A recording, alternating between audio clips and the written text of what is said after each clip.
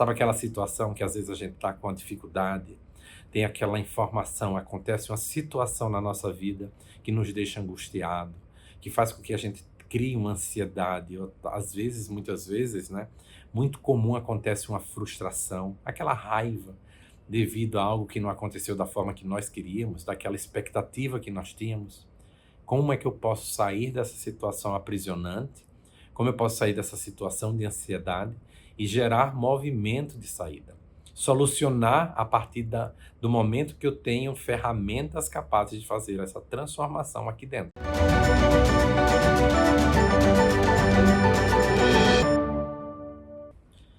Olá, na nossa aula de hoje vamos falar sobre condicionamento mental.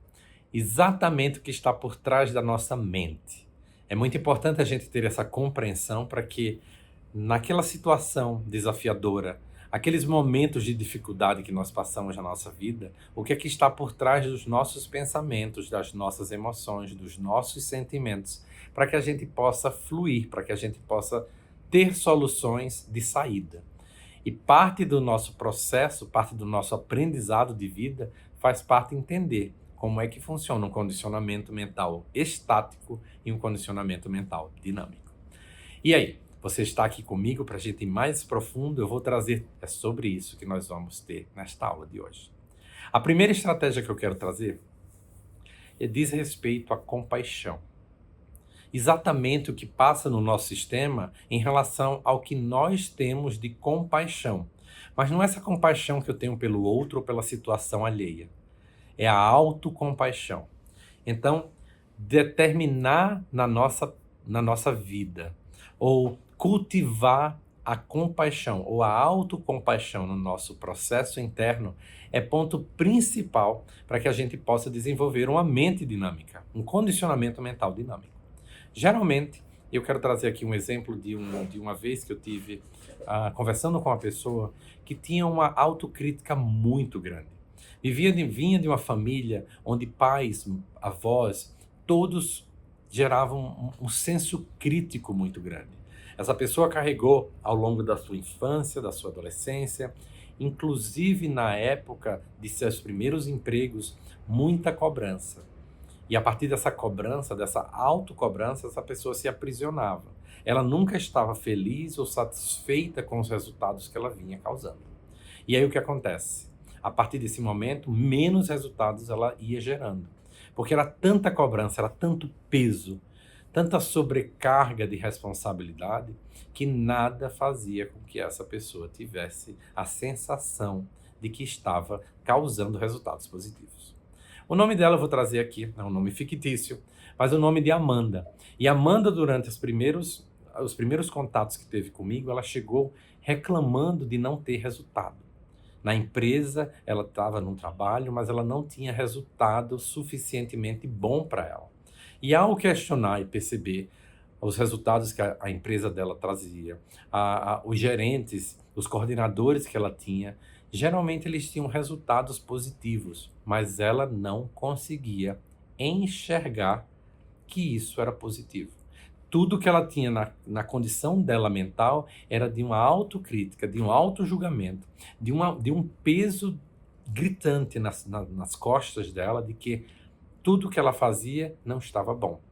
E essa autocrítica foi desenvolvendo nela um senso talvez até de uma doença, vou dizer assim, de uma doença mental, que ela não conseguia enxergar o lado positivo dela. Então, quando eu digo que a gente tem um aprisionamento, isso gerava nela, tá, relacionamentos pessoais, relacionamentos com pessoas que ela convivia, inclusive familiares, de pessoas que reclamavam dela. E tudo que vinha era justamente não pelo fato dela ser uma pessoa que era para ser julgada ou reclamona, mas sim por uma autocrítica que ela tinha com ela mesma. E ela gerava nessa autocrítica movimentos para ela, para que as pessoas visualizassem ela como aquela pessoa carregada, pesada, reclamona. Muito comum na sociedade quando a gente vê. Mas no fundo, tudo que a gente precisa fazer é somente uma transformação. E uma das fases, ou uma das estratégias que eu quero trazer para você aqui, pode ser que você seja essa pessoa que reclama, mas pode ser também que você tenha na sua empresa, no seu trabalho, na sua família, Pessoas que andam reclamando, pessoas que reclamam muito da vida, pessoas que vivem insatisfeitas. Mas no fundo, ao invés de a gente olhar para a pessoa com esse olhar da reclamação, do julgamento, a gente tem que olhar com o olhar da compaixão. O que é que está por trás daquela pessoa? Quais são as histórias que ela tem carregado na vida, durante todos os processos de trabalho, familiares? A gente, ao olhar com o olhar da compaixão, a gente começa a perceber nessas pessoas coisas diferentes. E a partir daí, perceber que movimentos acontecem. É uma modificação mental. Não mais uma modificação de você deixar para lá, mas sim de você acolher. Um condicionamento dinâmico é um condicionamento que acolhe. Ele não resiste. E aí, o que é que eu trabalhei na Amanda e que eu quero conversar justamente com você naquela situação que você reclama, naquela insatisfação que você tem na sua vida nesse momento. Cultive a autocompaixão. E como é que você vai trabalhar isso? Imagine que a sua situação que você vive hoje, no momento atual, é uma situação que você precisa olhar para você com autocompaixão. Mas como é que eu vou olhar com autocompaixão para mim? Então, a minha sugestão para você é que você pegue a mesma situação e pense como se você estivesse ajudando alguém. Imagine você nessa mesma situação sendo apenas um observador, sendo um amigo da sua pessoa. Não olhe a sua situação como sendo sua.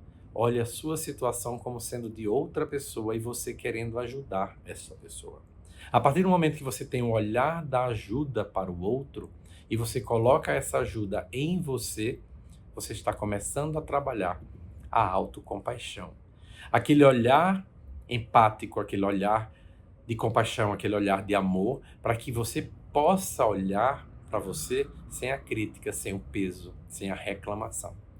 Partes da sua situação, parte dos problemas que você vive na atualidade, sejam eles familiares, de trabalho, do que é que esteja acontecendo, que haja reclamação, são momentos que você vai olhar para você sem essa crítica, como se você fosse se ajudar, mas não se ajudando, ajudando um outro, e esse outro é você.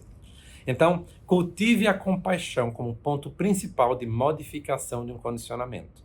Tudo está na mente.